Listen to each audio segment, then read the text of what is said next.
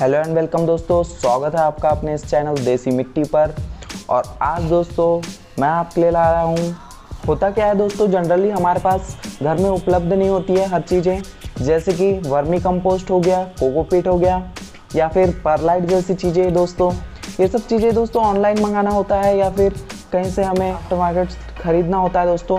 तो एक्चुअली दोस्तों ऐसा है कि आज हम क्या करने वाले हैं कि घर पे उपलब्ध चीज़ों से ही एक अच्छी क्वालिटी की पॉटिंग मिक्स दोस्तों आज जो हम पॉटिंग मिक्स बना रहे हैं इसका एक सिंपल सा फंडा है दोस्तों। हमने ले लिए सैंड और जो कि रेत, नदी की रेत होती है दोस्तों। ये ले लिए हमने गार्डन सॉइल, ये है गार्डन सॉइल दोस्तों, और ये है गोबर खाद। तो हमें बस इन तीन चीज़ों की सहायता से आज पॉटिंग मिक्स तैयार करना है दोस्तों। अब देखते हैं दोस्तों किस तरह से हम तैयार करते हैं। तो दोस्तों इस पॉटिंग मिक्सर को तैयार करते समय हमें सबसे पहले ले लेनी होगी गार्डन सॉइल। गार्डन सॉइल की मात्रा दोस्तों हम 40% के करीब रखेंगे।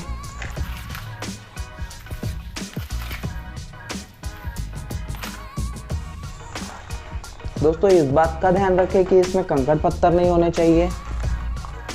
इस तरह से जो कंकड़ पत्थर है इन्हें निकाल लें।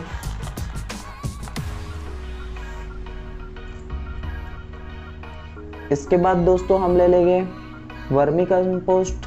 अगर आपके पास उपलब्ध है वर्मी कंपोस्ट तो आप वर्मी कंपोस्ट ले सकते हैं दोस्तों, या फिर आप ले सकते हैं सिंपल गोबर खाद, जो कि गांव में या फिर शहर में भी आजकल उपलब्ध हो ही जाती है। तो गोबर खाद जो है दोस्तों ये इस तरह से गोबर खाद के कुछ कंडे होते हैं दोस्तों। तो ये दोस्तों आपको कहीं से भी मिल जाएगी, आसपास की जो गौशाला होती है आपको उससे मिल जाएगी दोस्तों। और इसका इस्तेमाल जो है दोस्तों बारीक करना है इसे हमें। तो इसे बारीक जो करना है वो कुछ इस तरह से करना होगा दोस्तों। दिखा देता हूँ मैं आपको। इस तरह का कोई खल अगर आपके पास हो तो इसमें आपको इन कंडों को दोस्तों आपको इसमें डाल के कूटना होगा। और कूट के हम कुछ इस तरह से बना लेंगे दोस्तों। ये देखिए दोस्तों, कूटने के बाद कुछ इस तरह से हो जाएगा, पर इससे भी कुछ बारीकी चाहिए। तो कूटने के बाद भी अगर बारीक नहीं हो पाता है दोस्तों तो इसे आपको इस तरह की किसी छन्नी की सहायता से आपको छानना होगा।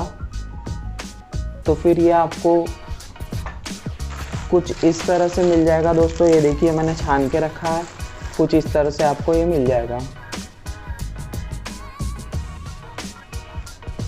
और जो वर्मी कंपोस्ट है दोस्तों कुछ इस तरह से होता है, ये आपको दिखाने के लिए मैंने लाया हूँ। ये देखिए दोस्तों, ये कुछ इस तरह से होता है।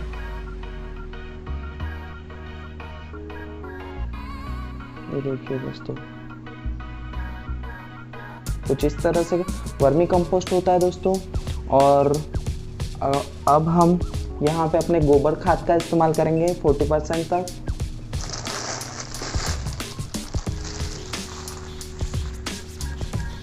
करीब 40% के करीब हमने गोबर खाद इस्तेमाल कर लिया है दोस्तों।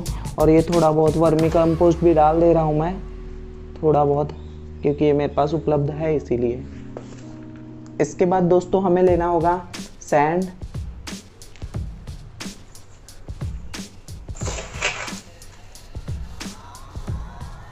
ये लेनी है दोस्तों हमें 20% रेत।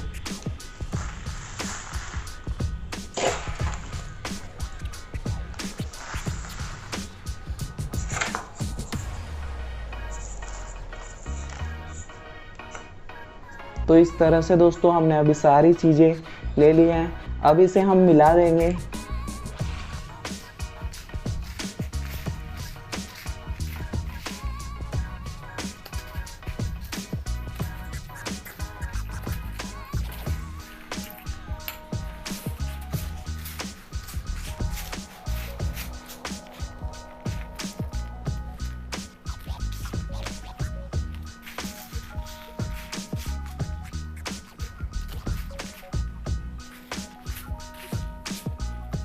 तो दोस्तों देखिए ये हो गई है तैयार हमारी पॉटिंग मिक्स।